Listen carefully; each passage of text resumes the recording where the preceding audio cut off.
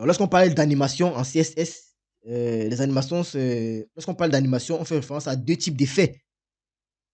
C'est ce que vous devez comprendre. Les effets que vous voyez, par exemple, souvent dans les vidéos, lorsque vous êtes en train de regarder un film, vous voyez certains effets. On distingue, ces effets-là sont répartis en deux. D'un côté, nous avons ce qu'on appelle les transitions. D'un côté, nous avons ce qu'on appelle les animations. Donc, quand il dit comme ça, vous êtes censé déjà comprendre ce que c'est qu'une animation, ce que c'est qu'une transition. Une transition, on passe de quelque chose à quelque chose. Une animation, on anime quelque chose en fait.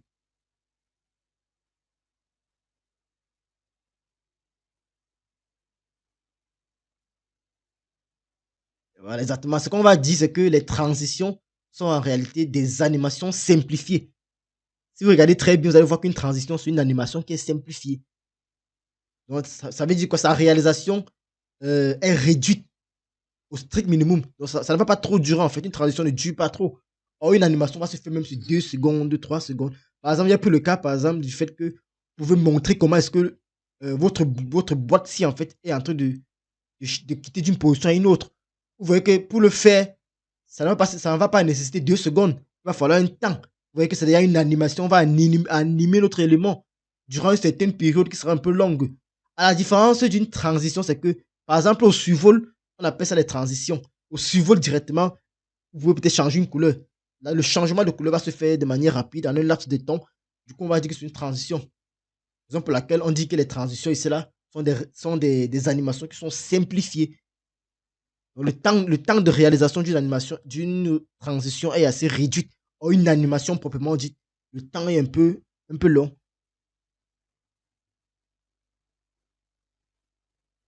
Donc, ce qu'il faut comprendre, c'est que quand on a un élément pour quitter d'une position à une autre, il y a ce qu'on appelle les images fixes. Vous savez très bien, on quitte d'un élément, je vais prendre ça comme en mathématiques, on quitte d'un élément I à un élément I plus 1. Donc, on quitte à un instant T à un instant T plus 1. Donc, du coup, on appelle ça les images clés lorsqu'on fait les animations.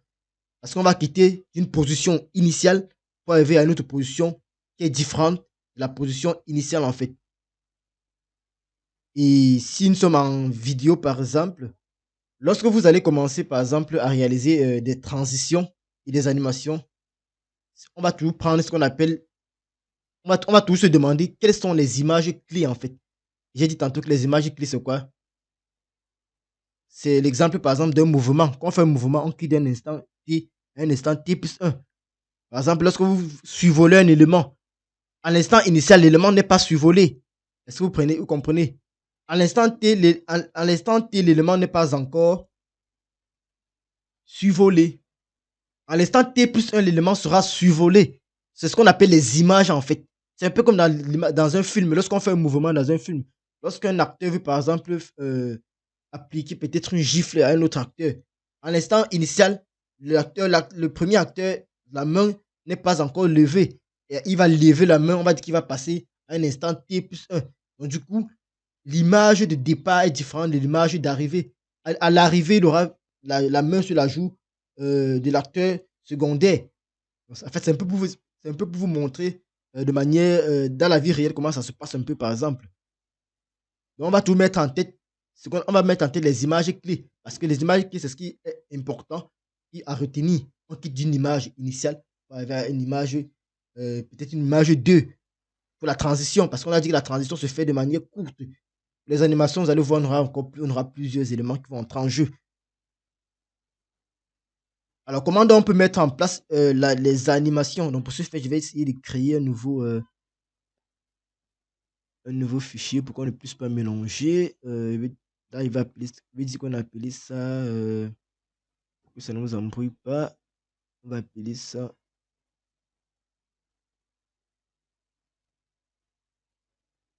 Ok, on va renommer ça. Alors, on avait appelé ça animation. C'est des transformations. On avait là les transformations. Et on avait là.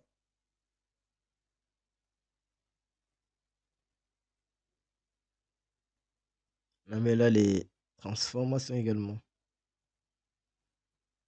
Ok. Bon, là, on aura maintenant les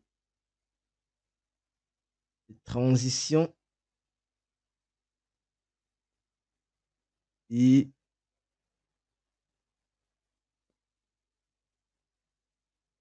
transition également.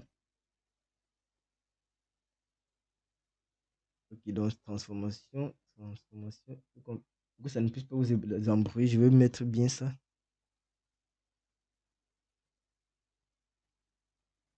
Ok, donc on va donc revenir sur un fichier initial. Sont sur transition. On a pu faire aux transformations, quoi. Donc là, ce sera les transitions. Et on a déjà mis en place notre fichier. Donc on peut donc supprimer ce qui est ici à l'intérieur et enregistrer. Donc nous sommes parés pour débuter. Alors, ce qui était en train de dire, c'est que comment est-ce qu'on va donc mettre en place les transitions? Donc, comme j'ai dit tantôt, les transitions seront des effets. Enfin, les transitions CSS sont des effets de transition qu'on va pouvoir faire. Ce sera soit des transitions de forme, ou bien soit des transitions de position. Et pour pouvoir faire une transition, qu'est-ce qu'on va faire? En fait, de quoi avons-on besoin pour faire une transition? Pour faire une transition, ce qu'il faut retenir, c'est que les transitions vont se faire sur des propriétés CSS en fait. Donc, pour pouvoir faire une transition, on va préciser quelle est la propriété CSS sur laquelle nous voulons effectuer la transition, ou bien quelle est la propriété CSS qu'on veut appliquer un effet dessus en fait. Et une fois qu'on a choisi la propriété sur laquelle on veut appliquer un effet, on va définir donc la durée de cet effet-là. Et ce qu'il faut garder à l'esprit, c'est que on a toujours deux états. Comme je vous ai dit tantôt, lorsqu'on fait des transitions, on a deux états dans la transition. On aura l'état de départ et l'état d'arrivée. C'est ce que j'ai appelé tout à l'heure les images clés de notre transition. Un état de départ, un état d'arrivée. J'ai pris l'exemple, par exemple, sur un menu. Lorsque vous êtes, si nous avons un menu déroulant, à l'état initial, qui est l'état de départ, le menu n'est pas déroulé. Vous avez, par exemple, le menu avec peut-être une flèche qui dirige vers le bas pour vous dire qu'on peut survoler. Lorsque vous venez dessus avec le survol, il y a un menu qui se déroule. On va donc dire que là, c'est l'état de finale ou bien l'état d'arrivée en fait. Donc, là, maintenant, on va essayer de voir les transitions, les transitions uniques. C'est quoi une transition unique?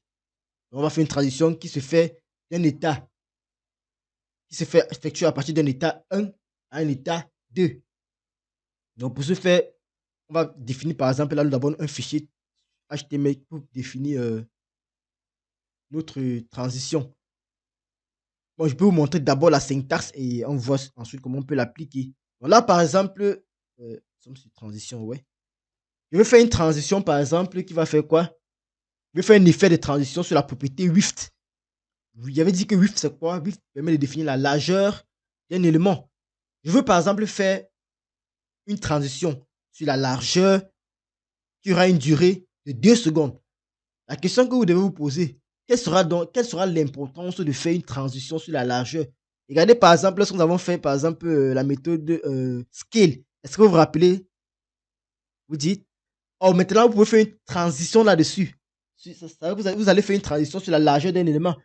Vous pouvez par exemple, un autre exemple, c'est que vous pouvez par exemple décider que bon, lorsque je vais survoler une division et que sa box ou bien l'élément va augmenter, alors je fais, pour le mettre en valeur, je fais augmenter, je fais la transition sur l'augmentation. Donc si un élément qui d'un état initial à l'état final et qu'il augmente, je peux faire une transition sur l'augmentation pour montrer comment l'augmentation s'effectue. C'est la raison pour laquelle je prends par exemple l'exemple d'une transition sur la propriété width. Donc ce que j'ai dit tantôt, c'est qu'on fait les transitions sur les propriétés. Premièrement, quelle est la propriété sur laquelle je veux faire la transition? Et deuxièmement, quel est le nombre, bien quelle est la durée de ma transition en fait. Donc on commence toujours par définir l'état initial. L'état initial voudrait dire quoi? J'ai mon document là, j'ai créé des CSS et maintenant je veux animer pour arriver à une certaine position. Donc je vais dans mon fichier style, ce que je fais, c'est que je définis par exemple mon état initial. Je veux là par exemple faire une transition sur la largeur, une transition width. Donc je fais la transition. Donc c'est l'état initial. Lorsqu'on dit état initial, c'est ce que vous avez déjà par exemple défini dans votre document lorsque vous êtes en train de créer votre page en fait. Ça sera toujours l'état initial. À l'état initial, j'ai quoi? J'ai une div par exemple qui mesure 200 pixels. Donc, à l'état initial, nous avons une div qui va mesurer 200 pixels. Et on veut appliquer quoi? Une transition. On va utiliser la propriété transition. Transition. Bon, ça, c'est une propriété raccourcie. Après, je vais vous expliquer comment ça se passe. Il va appliquer une propriété, la propriété transition. Et qu'est-ce qu'on va préciser? On va préciser, premièrement, ce sera quoi? La propriété sur laquelle on veut faire la transition et la durée de la transition. Donc ça, c'est les deux éléments essentiels qu'on veut lorsqu'on fait une transition. Sur quelle propriété je veux faire la transition? La propriété with. Donc, précise la propriété. Et quel est le nombre de secondes? La durée c'est en secondes ici. Je vais mettre 2 secondes. Donc ça, c'est le premier paramètre qu'on veut. Donc, par défaut, ça, c'est ce qu'on veut. Ça, c'est le paramètre obligatoire de la propriété transition, en fait. Donc, à l'état initial, j'aurai ceci. Et je suis en train de dire que je vais faire après une transition de 2 secondes lorsque lorsque la dimension va changer, en fait. Est-ce qu'on se comprend? Et également, ce qui se passe, c'est qu'on peut omettre cette durée-ci. Parce que par défaut, la durée, c'est 0 secondes. Qu'est-ce que j'ai dit? J'ai dit ceci au départ. Lorsqu'on veut faire une transition, on a deux éléments qui entrent. On a deux éléments à préciser. Premièrement, c'est quoi? Quelle est la propriété CSS sur laquelle on veut faire la transition? Et quelle est la durée de notre transition? Ça ici, 2 secondes. Quelle est la propriété? On veut faire une transition sur la propriété width, donc sur la largeur de l'élément. Et on veut que la transition dure 2 secondes. Pendant 2 secondes, la largeur va augmenter de peut-être 200. De peut-être 200. Non, ce que je suis en train de dire, c'est quoi? Là, nous sommes encore à l'état initial. On est en train de dire quoi? On est en train de dire que lorsqu'on va définir un état, un deuxième état sur cette propriété-ci, alors ça, on va appliquer une transition de 2 secondes. Est-ce qu'on se comprend? Lorsque nous sommes dans un document, en fait, à l'état initial, c'est ce que j'ai bien rappelé qu'à l'état initial, c'est ce que vous avez dans votre page, ce que vous avez construit. Je suppose que voici une diff à l'état initial. C'est cette diff-là que j'ai définie. J'ai dit par exemple que c'est une diff de 200 pixels. Donc, lorsque je fais ça, je suis en train de dire quoi? Que lorsque on va appliquer lorsqu'ils sont en train d'appliquer une transition de 2 pixels à mon élément, lorsqu'une propriété CSS va vouloir modifier la diff, cette diff-ci en fait. Donc, s'il arrive que dans mon code, à un moment donné, je modifie la diff qui a cette classe-ci, alors, pour quitter de la diff-ci à la valeur qui a été modifiée, je dois faire une transition de 2 secondes sur la dimension, la largeur. Un exemple très simple pour illustrer. Initialement, par exemple, j'ai ça. C'est de 200. C'est 200. Alors, j'ai précisé là que je dois faire. Si on te dit que si on augmente peut-être ma largeur, s'il arrive que dans le code HTML, à un niveau, on augmente ma largeur et que la largeur passe à 600, par exemple, donc ça, c'est l'état initial. Si ça passe à 600, alors, par exemple, ça peut être au suivant de l'élément ou bien au clic de l'élément. Ça dépend de moi. Si on clique sur l'élément ou bien si on suivant l'élément et que ça passe. Donc, ça veut dire que si je définis ça dans le over, si je cible dans mon élément-ci, point élément, si je le cible et que je passe la width, lorsqu'on va survoler, par exemple, over, je modifie la largeur à 600.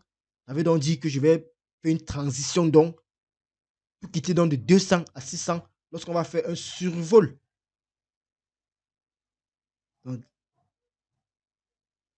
exactement, c'est ça. Donc, ici, là, tu fais quoi? Je préviens déjà mon élément que lorsqu'on va modifier ta largeur, tu vas faire une transition pour arriver à la largeur qu'on a modifiée.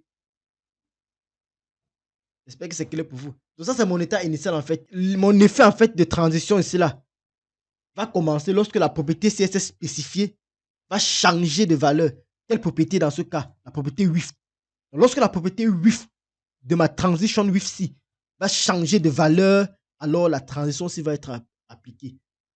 Elle sera utilisée que lorsque il y aura changement de propriété, changement de valeur en fait. Le plus souvent ce qu'on dit, c'est que un changement de propriété classique va s'effectuer lorsqu'un utilisateur va survoler ou alors cliquer sur l'élément.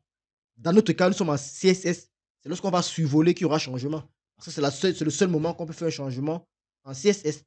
Lorsqu'on va faire le JavaScript, on va pouvoir voir en JavaScript, lorsqu'on clique, on peut également faire des transitions.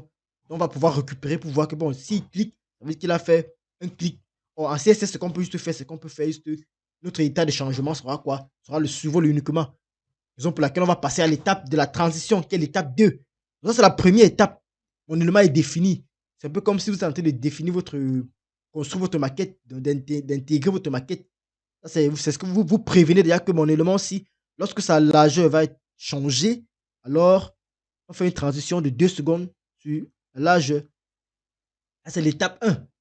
Alors maintenant, à l'étape 2, ça sera peut-être au survol. Donc l'autre étape 10, cela va constituer quoi? L'étape finale de l'animation. Ou alors quoi? Notre deuxième image clé. Je vous ai dit qu'on avait 2 images clés lorsqu'on fait une transition. Donc ce que je vais pouvoir faire, c'est que je vais dire que qu'est-ce qu'on va faire? Lorsqu'on va maintenant ici là appeler, lorsqu'on va changer, il y aura un changement. Un changement, lorsque nous sommes en CSS, ça peut être quoi? Ça peut être au survol. Donc, lorsqu'on va faire peut-être un over, lorsqu'on va survoler notre élément, si on survole notre élément, ça c'est notre état 2, et qu'on l'ajoute, donc on augmente dans la largeur. Vous voyez que si on augmente la largeur, qu'est-ce qui se passe? Cette propriété-ci qu'on a définie, cette règle ici que nous avons définie, vient modifier cette première règle. Donc on dit que là c'est l'état initial, là c'est l'état final. Et vous voyez très bien que la largeur est modifiée. Est-ce que c'est clair? Étant donné que la largeur est modifiée, alors cette transition-ci va être appliquée. C'est ce qu'il essayait de vous expliquer un peu. Donc, lorsque le curseur de la souris va passer par exemple sur notre bloc, forcément, ça va s'appliquer. Donc, ce qui va se passer, c'est quoi? Lorsque par exemple, on va survoler l'élément, donc lorsque le curseur de la souris va passer en fait sur l'élément, on aura une transformation qui sera faite de manière progressive parce qu'on a fait une transition. Ça ne va plus être brusque. Si vous regardez très bien, bon, il va essayer de définir une diff pour vous faire voir concrètement ce qui se passe. Par défaut, lorsque vous faites une augmentation, lorsque vous faites le over, c'est brusque. La transition, c'est 0 secondes. Donc, du coup, ça quitte de l'état 1 à l'état 2 sans que vous ne voyez même ce qui s'est passé. Or, lorsque vous faites maintenant les transitions, ce n'est plus brusque. Vous voyez que lorsqu'on est dans une page, ce n'est pas bien affiché les éléments de manière brusque. Je vous ai pris par exemple l'exemple de la rotation. Il faudrait qu'on voit réellement la transition qui se fait. Comment on quitte de l'état qui était à 360, qui était l'état initial, pour repartir à un état de 45 degrés. Vous voyez un peu. Donc, qui de 360, on repart à 40 degrés. On veut voir la progression. Or, si vous voyez très bien, lorsque j'ai actualisé à chaque fois, vous voyez que la transition était brusque. Vous ne voyez même pas le changement. Vous voyez juste comment ça apparaît dans la page. Or, avec les transitions, vous allez pouvoir gérer cela. Comment est-ce qu'on quitte vraiment de 200, par exemple, de 200 à 600? C'est un peu ça, en fait. J'espère que c'est clair pour vous. Ok. Bon, bon c'est toujours mieux de faire un exemple pour bien voir.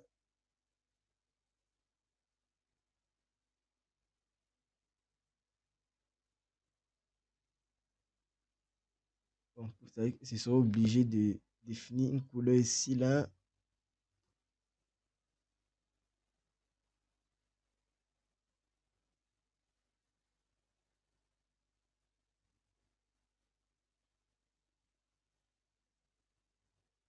Alors, on définit une bord de 1 pixel,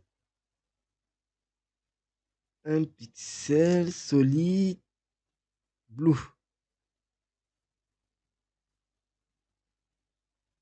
Alors, ça va actualiser, qu'est-ce que ça nous donne? Ah, je vais modifier. Transition.html. Ah, je n'ai pas défini une hauteur. Width. Définir. Ah, height plutôt. De, on est 10%.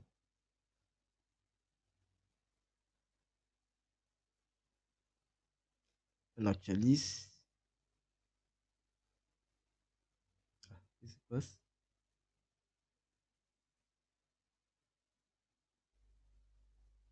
Bon, c'est pas ça le problème. Je vais mettre ça plutôt en haut.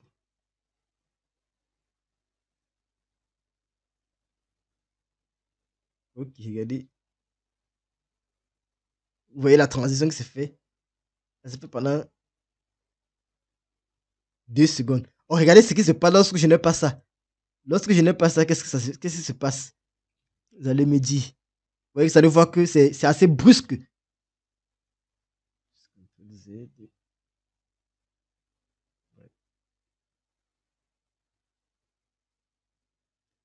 Vous allez voir que c'est assez brusque. Regardez, c'est brusque. Vous voyez vous-même que dans une page, si vous avez des animations à faire, vos animations sont assez brusques. Si vous avez des changements qui se font et que vous ne faites pas des animations, c'est assez moche, quoi. Oh, avec maintenant ça, vous voyez que tous les éléments que vous allez faire dorénavant, il faudrait regarder. Est-ce que je, est-ce que je modifie en fait est-ce que je fais une animation ou bien est-ce que je fais pas une animation? Bon, c'est un peu ça en fait. Vous voyez que c'est assez.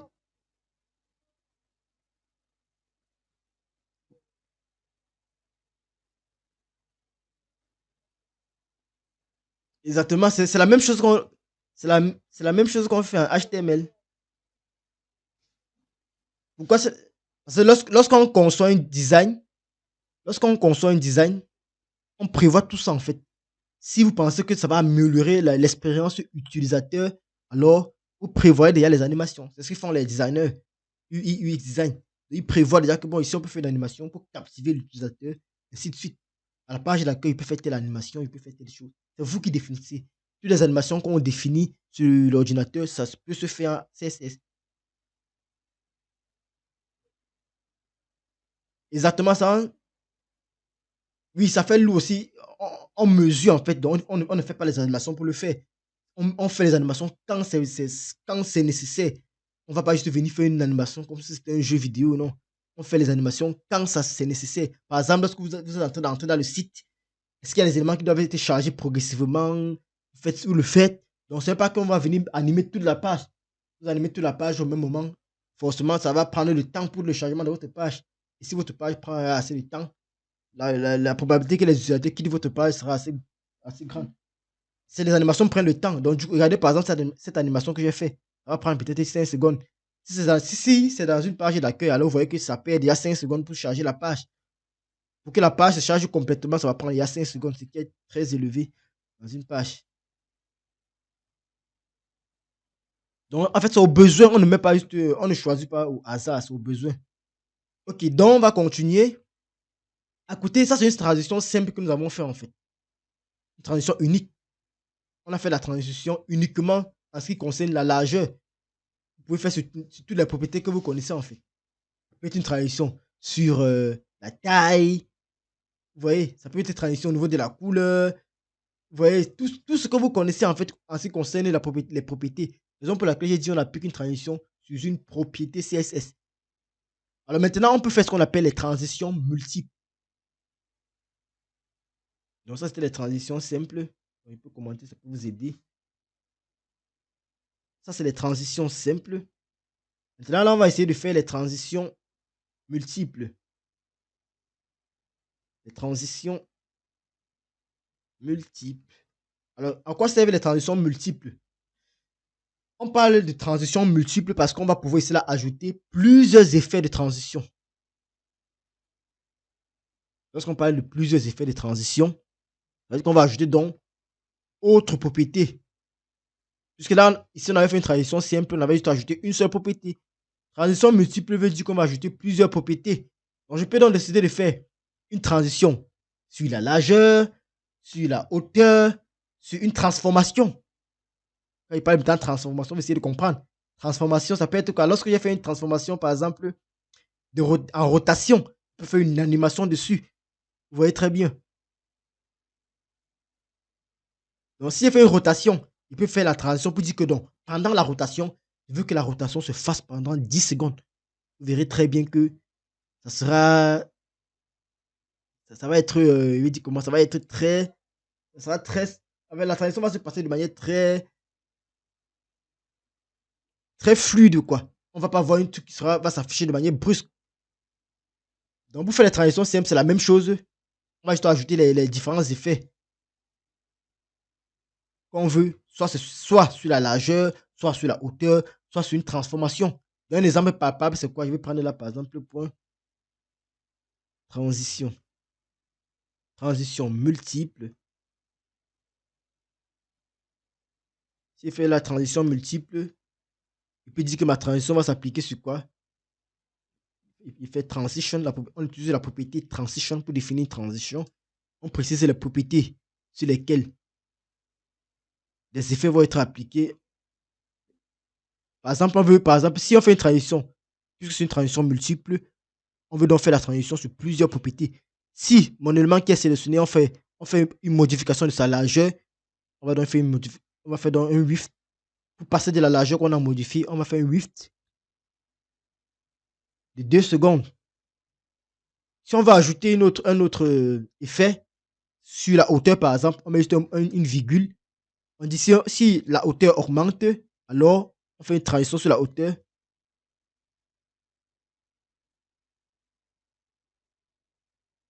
Et ça, on se comprend exactement autant que vous voulez. Et 2 secondes. Si on a plutôt fait une transition, alors une transformation, par exemple une rotation, alors on va faire une transforme de 2 secondes.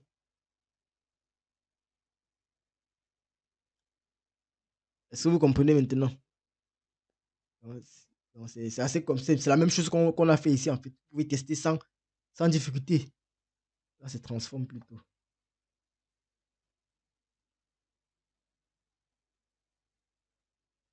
Ok. Alors, ça, c'est ce qui concernait la syntaxe. Donc, maintenant, je vais vous montrer un peu. Ça, c'était un raccourci. Je vais vous montrer maintenant pour vous expliquer pas à pas les différentes propriétés qu'on peut avoir. Vous voyez très bien, si je survole, là, vous allez voir qu'on a plusieurs. Bon, là, il ne montre pas comme les autres. Bon, ça, c'est la propriété raccourci, quoi. Donc, je vais essayer de vous montrer un peu les différentes propriétés qu'on peut avoir. Alors, lorsqu'on fait les transitions, il y a un ensemble de propriétés que vous pouvez utiliser. Donc, la propriété transform se divise en plusieurs autres propriétés. La première, c'est quoi? C'est transition property. Donc, si je dis par exemple transition, ça se résume en quoi? Le premier argument, c'est quoi? C'est transition property. Donc, quelle est la propriété sur laquelle je veux faire ma transition? On l'appelle transition property. Donc, ça indique quoi? Ça indique dans le nom, ou bien le nom de la propriété, ou bien les noms des propriétés CSS. Donc, le nom de la propriété CSS, en fait, à laquelle la transition est appliquée. Et tout à l'heure, j'ai pris l'exemple, par exemple, dans ce cas multiple, on avait la largeur, la, la hauteur, une transforme. Ça peut être également l'opacité, ça peut être la couleur, etc. Donc, ça, c'était une méthode de raccourci, quoi.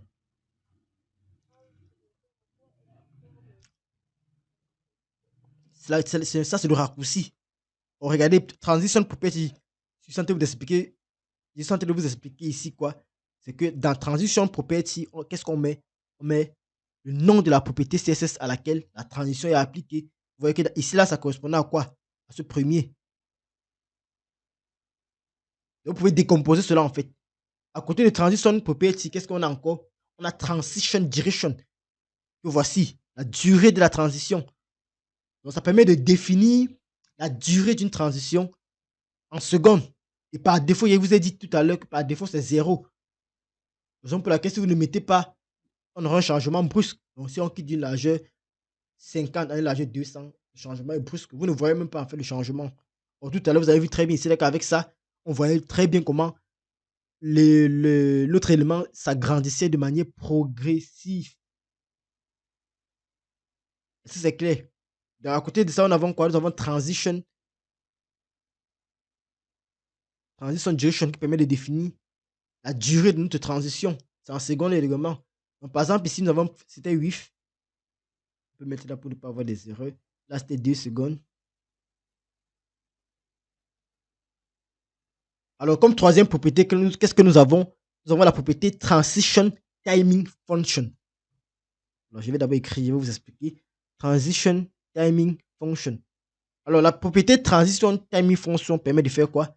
Ça permet cela de décrire comment la vitesse lors de notre transition sera calculée. Et par défaut, ça prend ce qu'on appelle ease. Donc, ce qui se passe, c'est quoi? Lorsqu'on est en train de faire notre transition, vous voyez très bien que au survol, je n'avais pas modifié. Il fallait actualiser. Alors, regardez ce qui se passe. Lorsque je survole mon élément, c'est is par défaut. Vous voyez très bien que qu'est-ce qui se passe?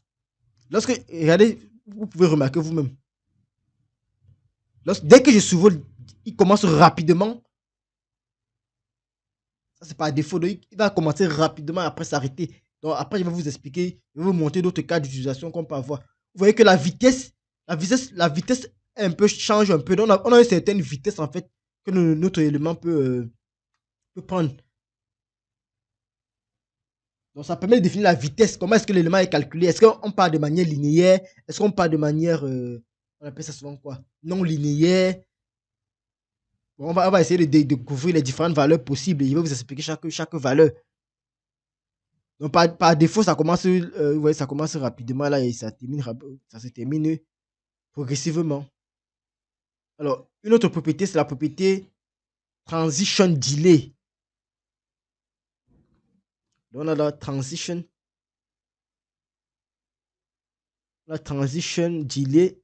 Alors, à quoi c'est donc la propriété Transition Delay? La propriété Transition Delay va nous permettre de définir à partir de quel moment la transition va commencer. Et c'est toujours en seconde. Alors, vous me demanderez, mais pourquoi définir cela? Regardez très bien souvent dans les sites. Vous êtes censé voir que vous ne pouvez pas commencer toutes les animations dans un site au même moment.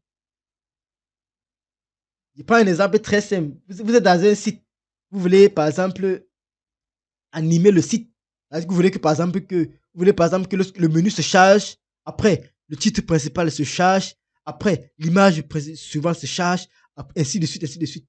Vous verrez très bien qu'il faudra calculer pour que chaque élément puisse être chargé les uns après les autres.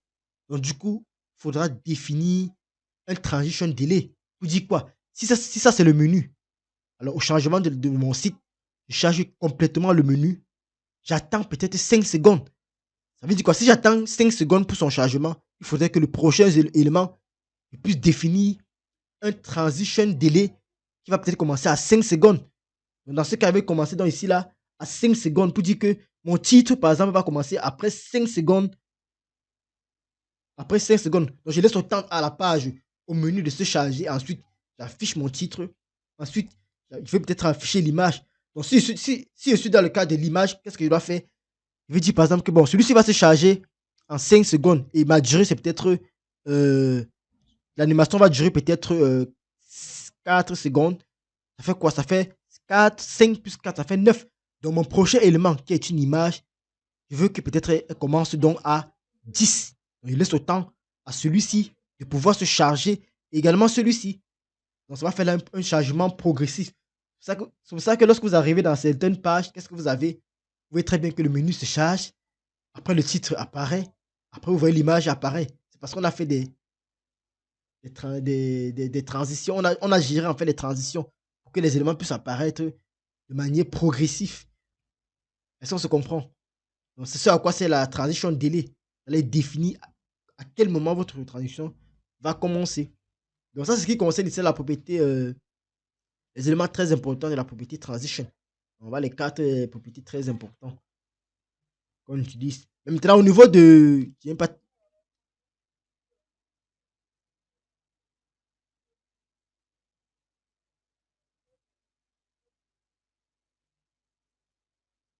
Exactement.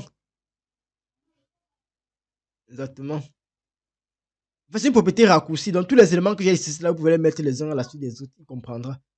On va essayer de voir ça tout à l'heure. Alors, tout à l'heure, je parlais maintenant de la propriété Transition Timing Function. Alors, donc, et ces différentes valeurs, qu'est-ce qu'il a dit par rapport à elles?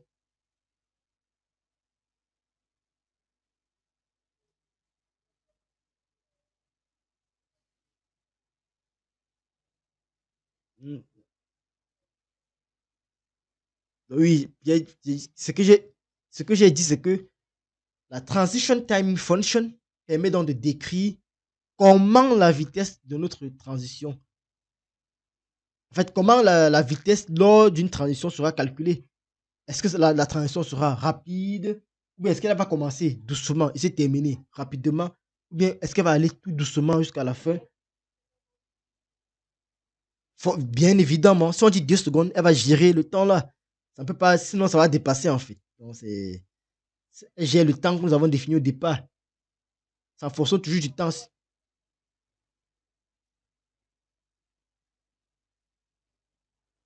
Exactement.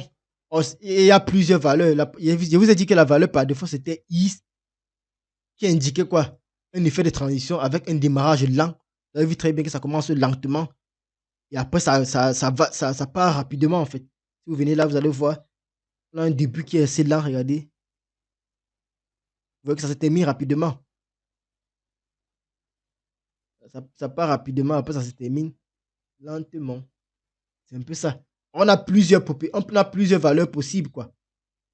La première valeur, j'ai dit que ça, c'est la valeur par défaut. Une autre valeur, par exemple, c'est. Une autre valeur, on peut avoir. Il y a également linéaire. En fait, c'est un peu comme des fonctions mathématiques, hein. Ce que ce sont des fonctions mathématiques qui sont derrière, en fait. Et si vous allez sur le site de MDM, vous allez voir ces fonctions-là. Vous allez voir on parle souvent de ce qu'on appelle le cube de Bézier. Alors, la fonction linéaire, qu'est-ce qu'elle va permettre de faire? Elle va donc indiquer cela un effet de transition avec la même vitesse du début jusqu'à la fin. Donc, si elle vient par exemple, ici, là, je mets linéaire. Donc, ça va prendre du début jusqu'à la fin sans changer la vitesse. Donc, c'est la vitesse qu'elle va prendre sera uniforme du début à la fin. Donc, vous voyez que notre vitesse ici, là, comme j'ai dit tantôt, c'était is. Vous voyez qu'on a une vitesse qui n'est pas constante. Avec le linéaire, qui veut dire quoi? Linéaire, une fonction linéaire, ax plus b, ça va aller du début jusqu'à la fin sans un changement. Donc, c'est une valeur fixe qui va être appliquée. À côté des linéaires, qu'est-ce qu'on a? On a le is in. On a le is in. Ça, c'est les valeurs que vous allez utiliser, la propriété, en fonction de ce que vous voulez faire, en fait. Alors, le is, qu'est-ce que ça va faire? On aura donc, avec le is in, un démarrage qui sera lent, égal, un démarrage qui sera lent, comparé à is qui était par défaut. Avec is par défaut, ici, là, qu'est-ce qui se passait? On avait également un démarrage lent, mais qui s'accélérait après, en fait. Il est lent au départ, il s'accélère et puis il termine lentement. Lorsqu'il revient, il termine lentement. Avec le is in, on va avoir une transition qui sera assez lente et qui va se terminer également de la même façon. Donc, ça sera toujours lent. Démarrage lent, terminaison lente également. Donc, ça va aller lentement, fini lentement. C'est ce qui se passe avec ça. Donc, voilà les trois premiers. Alors, une autre encore, c'est quoi? C'est le is out. Le is out, qu'est-ce qui se passe? Ça commence, non, exactement. Non, pas rapidement, is out. Ça va commencer lentement, mais ça va la fin, en fait, ça gère plus la fin. Le is out va gérer plus la fin, qui sera assez lente. Donc, la transition va commencer normalement, et c'est la fin que ça va gérer. La fin sera assez lente, lente, lente. On va terminer lentement. Il gère plus la lenteur de la fin. Donc, maintenant, on a le X out. Le X out, son frère, c'est le X out int. On utilise beaucoup ça on travaille sur des images, en fait. Le is out, is in. C'est plus avec les images. Même le is, bon, c'est plus les deux cibles. Parfois, vous voyez des effets sur les images, agrandissement, rétrécissement. C'est un peu assez progressif. Bon, c'est sur les images qu'on gère cela. Donc, avec le is out in, ce qui se passe, c'est quoi? Il a fait le is out. Avec le x in out, autant pour moi. C'est le is, oui, c'est ça, is in. out. Avec celui-ci, qu'est-ce qui se passe?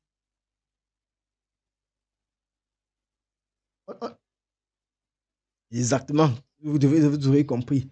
Donc, ce qui se passe, c'est qu'on aura un démarrage qui sera lent, que ce soit au début, que ce soit à la fin. Ça sera lent au début et à la fin également, ça sera lent. Et vous pouvez également définir vos propres valeurs, hein. Bon, pour cela, le site, je ne sais pas si j'ai encore le site là.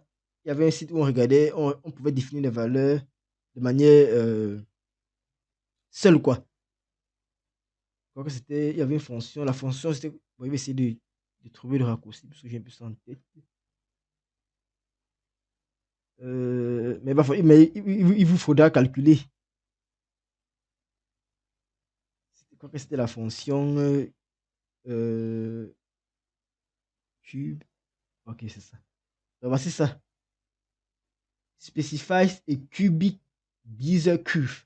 Alors, c'est avec ça qu'on calcule en fait. Toutes les valeurs que je viens de citer là se calculent avec cette fonction-ci. Cubic Bezier. Ça prend 4 paramètres. Ouais. Vous pouvez définir vous-même vos paramètres, vos propres valeurs dans la fonction Q Bezier. Et c'est numérique, donc ça quitte de 0 à 1.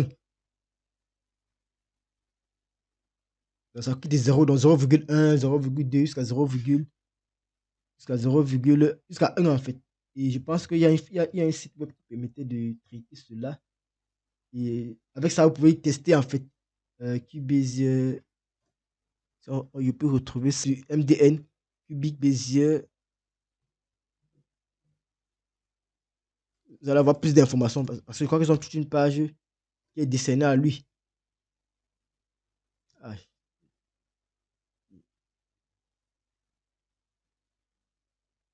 non. MDN en fait a tout ça. Donc si vous allez sur MDN, vous allez avoir toute la documentation. Donc comment ça marche, même les fonctions. Si vous voulez vraiment comprendre les fonctions dans leur ensemble, quoi. Tout est détaillé là en fait. Donc, vous pouvez comprendre que ce soit le is in, le is out. Donc tout est défini ici là en fait. Ainsi que la description de leurs paramètres. J'espère que jusqu'ici là c'est bon pour vous avec les transitions quoi. Ok, donc voilà, on peut donc clôturer avec un petit exemple et on voit si et on passe à la dernière partie. Ok, la dernière, un exemple pratique, on va essayer de faire un exemple sur les transitions, juste la largeur et essayer de définir, euh, essayer de changer en fait la vitesse. Comment est-ce que la vitesse change? Donc on va essayer de modifier la transition timing function pour voir comment ça se passe. Ok, donc peut-être je vais commenter ça. Ça va peut-être vous servir lorsque vous serez en train de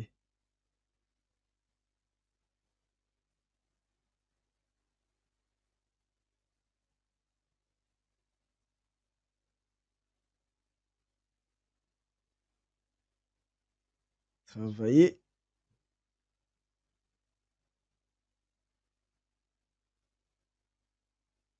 Ok, donc on fait notre exemple. On commence par quoi? Donc, on veut faire une transition. On va faire point de transition. Oups, j'ai mis la majuscule. On déclare notre classe transition.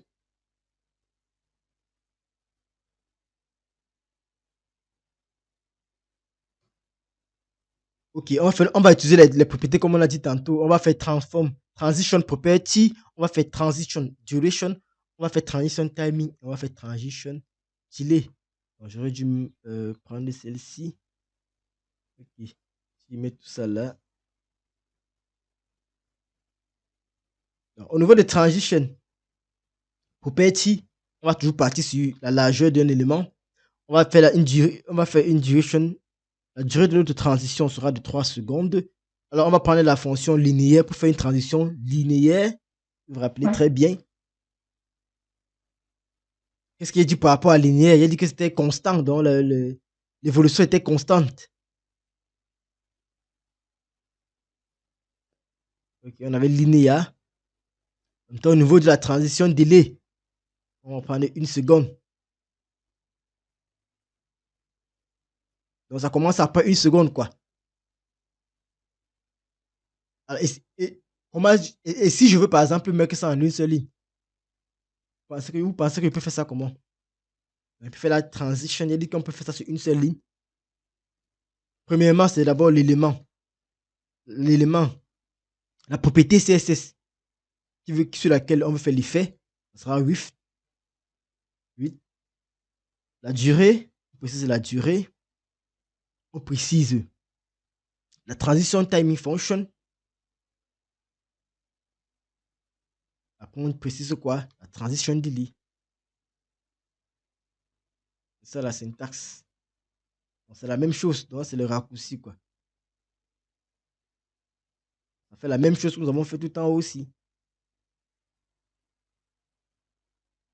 Donc si on va appliquer ça, on va juste copier notre truc. Là, si on va venir ici, on va faire comment? On peut commenter ça.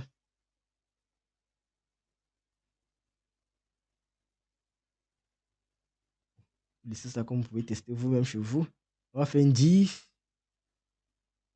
On va prendre un parent. On va d'abord un parent. Il pourrait copier ce qu'on a fait la dernière fois. Div.parent.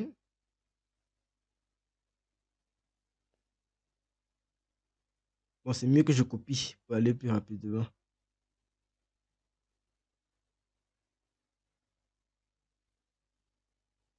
Ah, d'accord.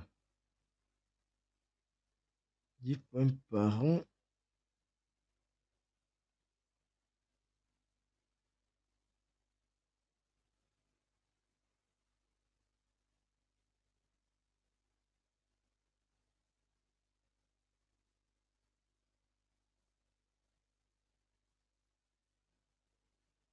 Bon, on pouvait même laisser sans le changer. Ça sert à rien. On peut juste venir faire un CTRL SHIFT là. Et on décommente juste. On appelle notre transition. Le problème c'est qu'il faudra ici donner une certaine taille.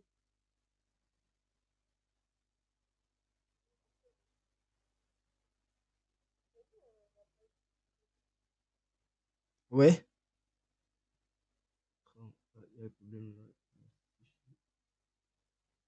Ok, si on actualise bien là, ok, on a notre élément. Qu'est-ce qu'on veut faire?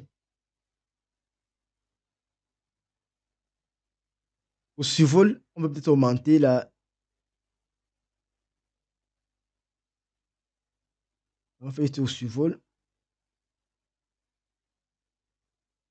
Donc ça, c'est la seule chose qu'on peut faire. Avec le JavaScript, on peut prendre peut-être les clics, ici, cela, donc il n'y a pas de souci. Donc ce qu'on va faire, c'est qu'au survol, on va augmenter la largeur, par exemple, de 800.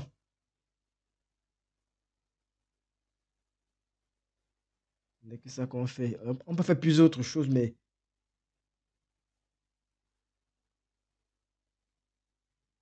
est-ce que j'ai fait transition de over?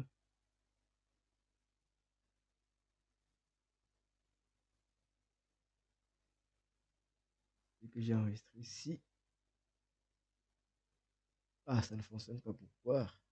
Ok, là, on vérifie si c'est bon. On a une autre div là avec la classe transition.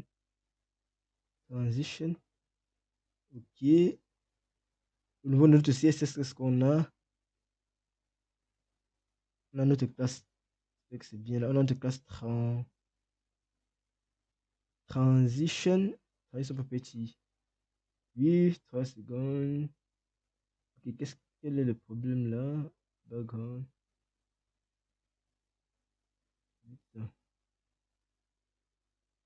Il n'y a pas de problème là.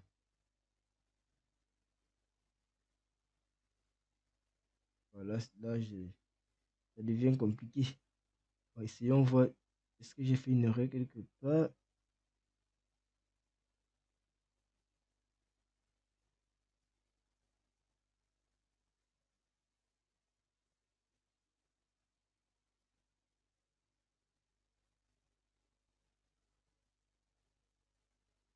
Une erreur ici.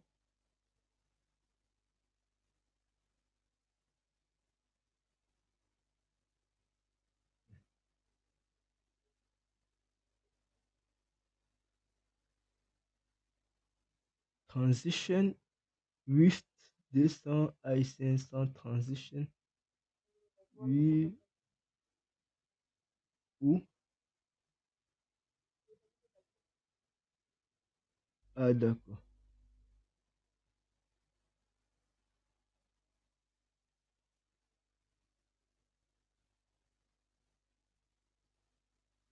Ah, j'ai l'impression que mon navigateur a un problème.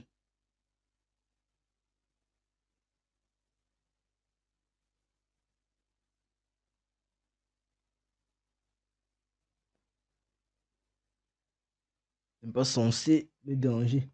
Ok, là, over, c'est normal quoi.